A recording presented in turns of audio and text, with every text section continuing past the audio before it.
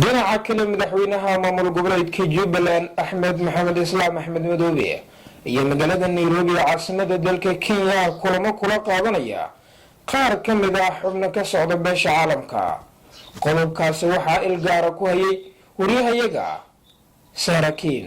madaxweynaha dowlad goboleedka Jubbaland Axmed Maxamed Islaam Axmed Madoobe oo wili ku sugan magaalada Nairobi caasimada dalka Kenya ayaa wuxuu halkaasi ka wada kulamo kala duwan. Axmed Madoobe ayaa la kulmay xubnaha beesha caalamka ee taageersan Soomaaliya iyagoo ka wada hadlay sidii Jubbaland looga taageeri lahaa ka hortagga cudurka coronavirus, dhaqaalaha, amniga iyo siyaasadda iyo doorashada foodan ugu soceysa 2020-2021. Axmed Madoobe oo bilihii la soo dhaafay ku sugnaa magaalada Nairobi caasimada dalka Kenya ayaa dhawaan kulan la qaatay xubnaha ka soo horjeeda maamulkiisa ay ka mid yihiin Cabdirashiid Xidig iyo Cabdinaasir Siraar, waxaana warar soo baxay ay sheegeen in heshiis hordhac ay gaareen. Sahra Gabri Sahrukiin, Radio Wajir TV.